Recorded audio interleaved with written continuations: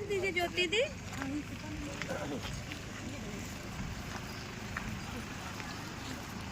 जितना दादा दीदी आप लोग बैठ जाइए।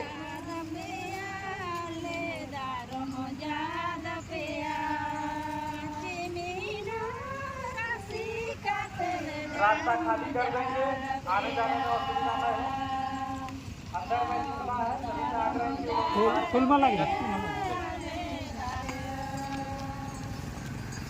हमारे जो भी कर्मी है इनसे आग्रह, कंप्यूटर में लोग बैठे हुए हैं, ऑपरेटर बैठे दिया गया। देखिए जी, ये सब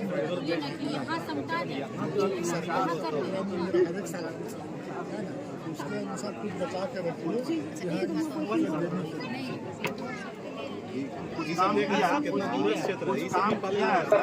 बीच में ही दोनों एक साथ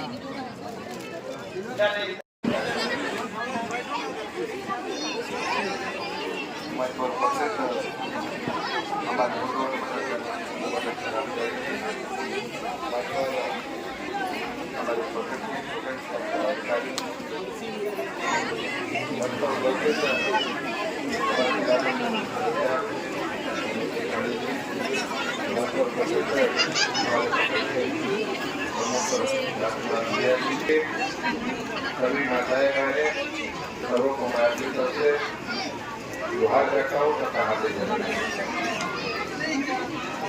लगातार 3 साल से राज्य सरकार की सबसे महत्वाकांक्षी कार्यक्रम में कहूँगा, क्योंकि इस कार्यक्रम के मदद से एक ऐसा उदाहरण भी प्रस्तुत किया गया है कि जो आज तक कभी इस राज्य के अलग होने के बाद से इस तरीके का कार्यक्रम कभी किसी के द्वारा देखा नहीं गया और किया नहीं गया। हमारे माननीय मुख्यमंत्री जी का सीधा विजन था कि हमें जिन लोगों ने सरकार बनाई, सरकार सबसे पहले उनके लिए उनकी पहचान तक पहुँचने के उनके लिए काम करना होगा। सरकार का जो अंग होता है तो सारे अंग मिलकर के पूरे राज्य भर में पूरे राज्य भर का वो ऐसा पंचायत नहीं होता जहाँ पर ये कार्यक्रम होगा और बहुत अच्छे तरीके से होगा। और प्रयास ये है कि हम अंतिम व्यक्ति तक पहुँचे और जो लाभ सरकार के द्वारा पहुँचाया जाना है और जो योजनाएं सरकार के द्वारा चलाई जा रही है उन योजनाओं का लाभ एक व्यक्ति को मिले। आपने देखा होगा कि पिछले 3 साल पहले कार्यक्रम को शुरुआत किया गया था, उस समय सबसे पहले पेंशन की योजना की इसको शुरू की गई।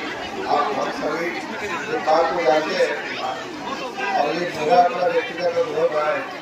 लोग आज की बात नहीं कर रहे हैं, 14-15 साल पहले की बात बता रहा हूँ।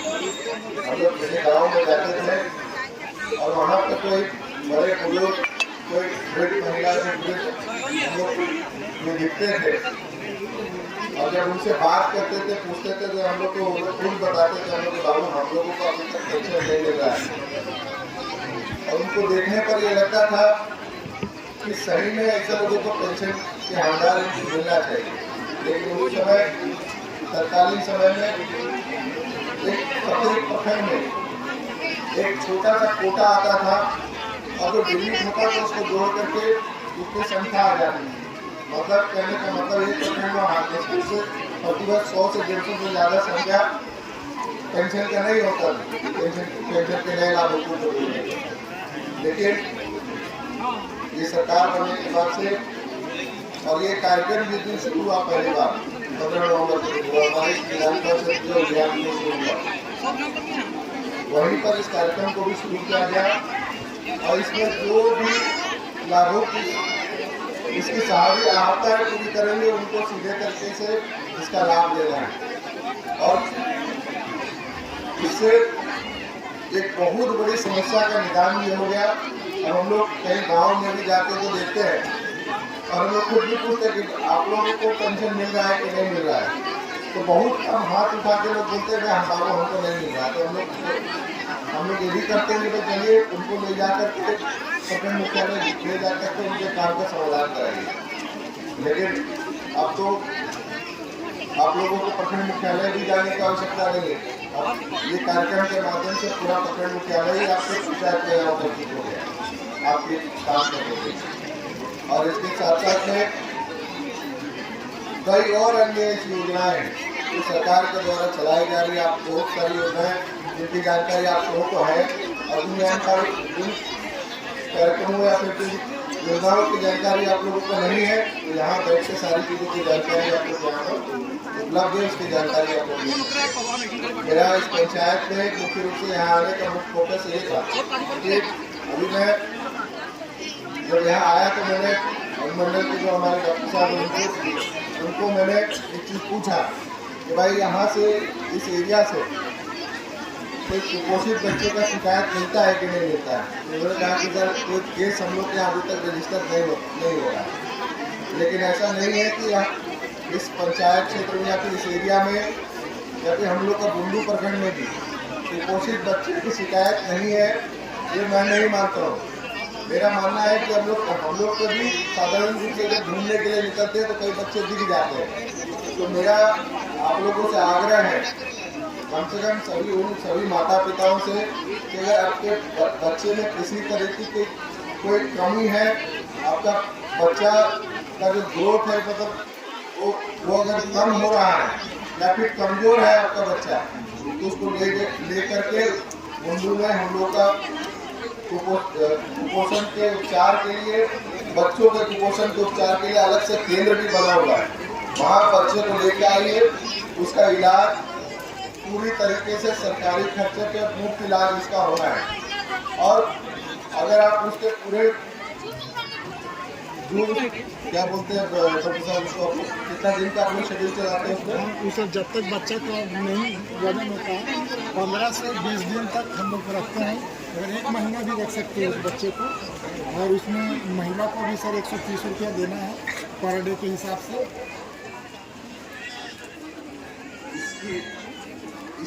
अगर पंचायत का किसी को भी, मैं यहाँ उपस्थित सभी जनप्रतिनिधियों से भी मेरा आग्रह है, उसके साथ साथ में हम लोग के जैसे पीएस के दीदी लोग भी हैं उनसे भी मेरा आग्रह है, और जो हमारे आंगनबाड़ी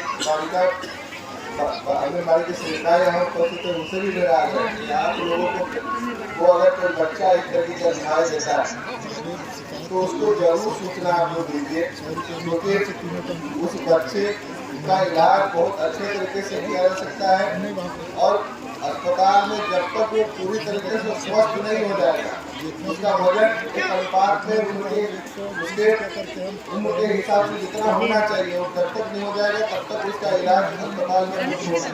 इसलिए मेरा आग्रह है कि अगर इस तरह का कोई बच्चा अगर आपके यहाँ पड़ोस में आपके कहीं भी नजर आता है तो उसको जरूर अस्पताल आप लोग लेकर के आइए। बच्चे को और माता पिता को जरूर समझाइए कि हम लोग कई जगह देखने को मिलता है। हम लोग कुरान में आपको कुपोषित बच्चों में शिकायत इतना ज़्यादा है कि आप ये कल्पना नहीं कर सकते। वहाँ कुपोषित बच्चों की मृत्यु दर जो है वो आज के वर्तमान समय में आप देखें जिस आधुनिक युग में हम लोग जी रहे हैं उसका आंकड़ा भी पूरा गजब का होता है। इसलिए हम नहीं चाहते हैं कि कोई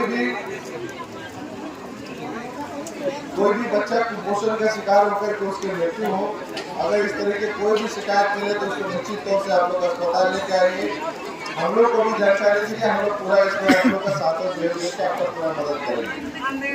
और यहाँ ऊपर इस पूरे कार्यक्रम का आप लोग पूरी तरीके से लाभ उठाइए, क्योंकि ये कार्यक्रम से एक व्यक्ति सामूहिक रूप से जो सरकार योजना चलाती है वो तो है ही, लेकिन एक इंडिविजुअल लाभुक को इस कार्यक्रम का लाभ मिलना है। और सबसे अच्छी बात यह है कि राज्य सरकार ने एक आवास बनाने के लिए अबू आवास योजना की शुरुआत की है। तो मेरा अभी आग्रह रहेगा कि जिनका घर या मकान कच्चा है वो जरूर इस आवास योजना का लाभ उठाए, क्योंकि हम सभी जानते हैं कि प्रधानमंत्री आवास योजना में और उसका लाभुक बनने के लिए कुछ क्राइटेरिया है। क्राइटेरिया कहने का मतलब है कि जिनका प्रधानमंत्री आवास योजना की सूची में नाम होगा वही उसके लाभुक बन सकते हैं। लेकिन अगवा आवास योजना ये पूरी तरीके से राज्य सरकार के द्वारा शुरू किया गया है। इसमें किसी सूची में आपका नाम हो चाहे नहीं हो, उससे कोई फर्क नहीं पड़ता है। इसीलिए मैं कह रहा हूँ कि आप लोग जरूर, जो लोग छूट गए हैं, जिनका प्रधानमंत्री आवास योजना की सूची में नाम नहीं है, वो तो जरूर निश्चित रूप से इसका आवेदन करें और इसका लाभ लें। क्योंकि राज्य सरकार ने भी जो एक वादा किया था कि भाई हम आपको राजनीति योजना से आपको आवास उपलब्ध कराएंगे, उसके ऊपर में आज काम शुरू किया है। तो इसका मुझे लगता है कि लाभ आपको अभी को उठाना चाहिए। और मुझे नहीं लगता है कि इस तरीके से, नहीं तो हम लोग भी कई गांव जब घूमने के लिए जाते हैं तो कई जगह तो ऐसा भी है जहाँ पर देखते हैं कि भूमिहीन है, उनको अब भूमिहीन तो है, इसके साथ साथ में प्रधानमंत्री के आवास योजना की सूची में उनका नाम नहीं है। तो चलिए, मैं उम्मीद करता हूँ कि सभी योजनाएं जो सरकार के द्वारा चलाई जा रही है, इसका लाभ आप लोग पूरी तरह से उठाइएगा। और अभी हम लोग आप लोग अपने विद्यालय में क्लास के संबंध में जो मिलने के लिए हमारे पास आए थे, मैं सामूहिक रूप से कुछ बच्चों से बात हुई और कुछ बच्चों से बात नहीं हो पाई। तो मैं सभी को, आप सभी को सामूहिक रूप से इसकी जानकारी दे देता हूँ कि आपको जो टीचर है सुरेंद्र माथुर जी, है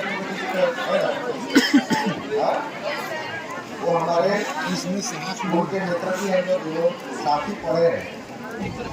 इसके आप लोग के विद्यालय में जो दिक्कतें हैं, जो जानकारी उन्होंने दे दिया है।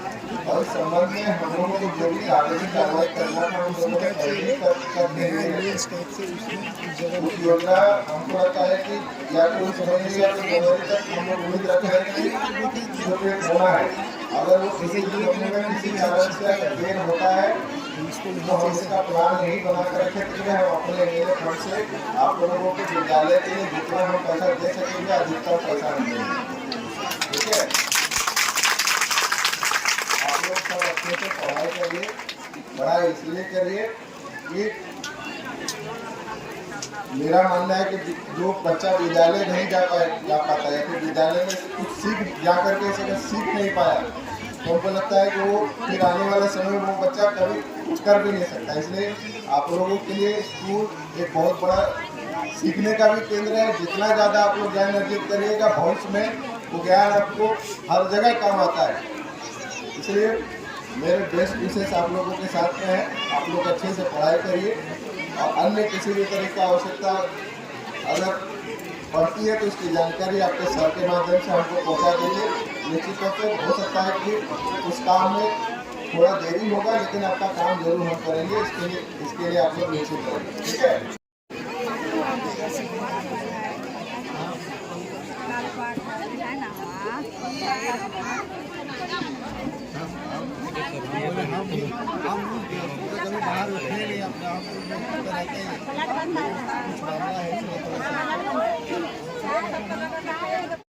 जितने भी आवेदन आप लोग लेकर आए हैं, बारी बारी से स्टॉल में जमा कर देंगे।